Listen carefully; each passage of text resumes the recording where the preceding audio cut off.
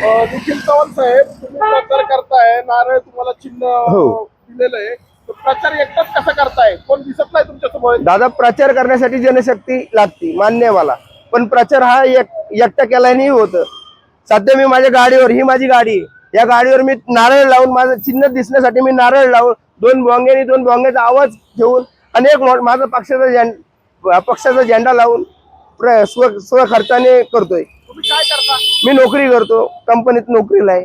सध्या मी सामान्य माणूस आहे. मग कसं काय तुम्हाला उतरावं वाटलं या निवडणुकीत? एक सर्वसामान्य माणूस म्हणून मी उतरलो. मी कुठला राजकीय नेता नाही किंवा राजकीय माझं कुठलं अस्तित्व नाहीये.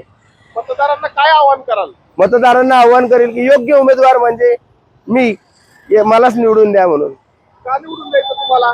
कारण मला जनतेचे प्रश्न माहिती आहेत की रोज जनतेतला मी पण आहे. रोज भेडसावणारे प्रश्न मला माहिती आहेत. आज काय चाललंय काय नाही तेही मला माहिती. पाण्याचे प्रश्न असो किंवा बाकी इतर प्रश्नांना मी सर्वसामान्य म्हणून मी सामोरं जातोय.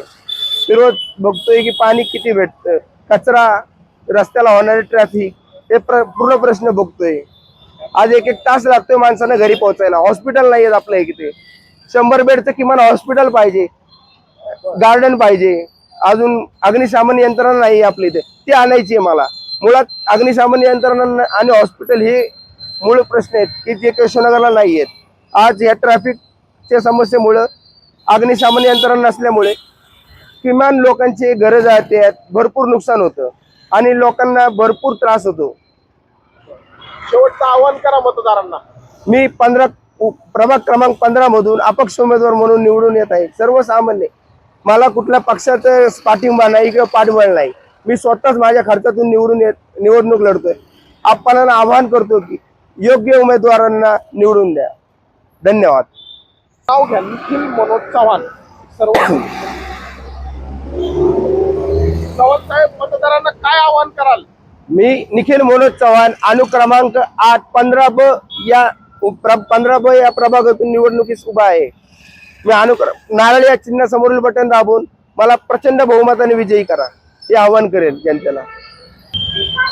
पक्षाच्या विविध उमेदवारांची तिकीट नाकारली, पक्षांतर झालं, हे सगळं बघतोय आपण. सगळ्याच प्रभागात, एकूण 41 प्रभागात सर्वत्र चालू आहे. हे असं असताना तुम्ही अपक्ष निवडणूक लढवताय, कुठल्या पक्षाचा वगैरे फोन आला होता का? तसं बघायचं झालं तर पक्षाचा कुठलाही मला फोन आला नाही. का आला नाही याचं कारण आहे, मी सर्वसामान्य माणूस आहे.